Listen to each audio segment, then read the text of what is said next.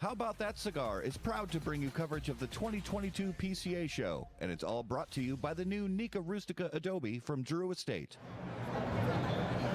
How About That Cigar back again at PCA 2022, and as we're walking around the show floor, one of the things that we love to see is new brands that we get to learn about, and this was one of those that really caught my eye. So I got to meet Brandon from Apostate Cigars. Yeah. So Brandon, welcome to the show. Thank you. And so talk to us a little bit about Apostate Cigars. Yeah. Is this, first of all, is this your first PCA trade show? It's our first PCA as manufacturers. Okay. Our background is retail. Okay. In Salt Lake City, there's a shop called Beehive Cigars. Okay. That's our shop. Kendrick, my partner, is the owner. I was the GM over there for about 6 years. So background in retail, but yeah, our first show as manufacturers. Very cool. Absolutely. So about midway through-ish, day two of the trade show. Talk us through how day one has been and how how everything's gone at the show so far. So far, so good, man. Incredibly warm reception. Absolutely. I think, like you said, retailers are excited for new stuff. I know when we were retailers, we sought that out. Yeah. There's been a lot of traffic, a lot of questions, and a lot of people really interested in the brand. Yeah. So I have to know, tell us about the name Apostate Cigars. Yeah. What's the philosophy behind it and where it all comes from? So Kendrick and I, growing up in Utah, in the Salt Lake area, obviously odds are we grew up Mormon, right? So Sure. we grew up Mormon. I actually had the opportunity to go on a mission for the LDS Church. Okay. Ended up in the Dominican Republic as a missionary. Okay. Right? Yep. Kendrick went to Scotland. He did the same thing.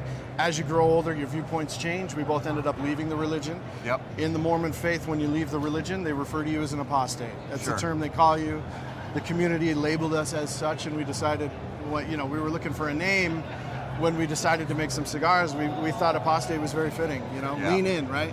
Absolutely. We're a little rowdy with the culture. We like to, embrace our history, not making fun of anything, but at the same time have fun with it. Yeah. And being real. Being real, yeah. Yeah. This is who we were.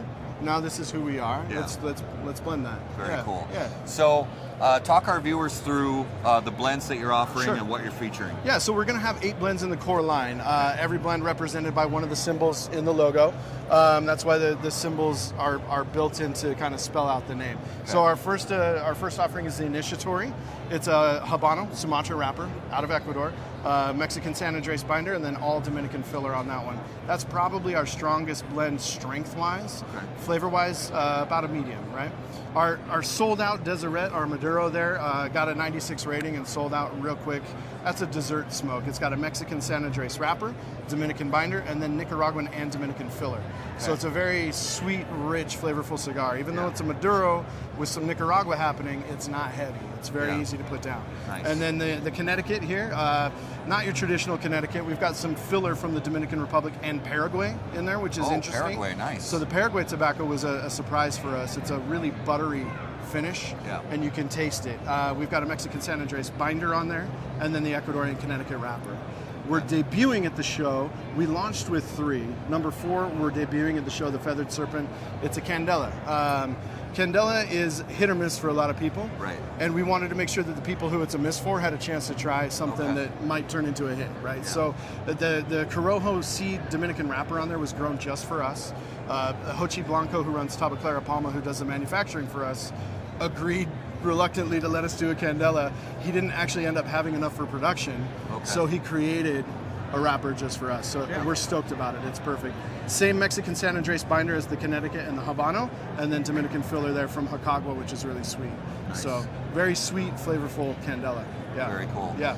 And it's nice for, as manufacturers, being your first trade show, on middle of day 2 to already have a sold out product. Yeah, so the that's a good Deseret thing. popped, man. Yeah, it's a really good cigar. We hit that 96 rating a couple months ago, and they started flying. So we feel really lucky.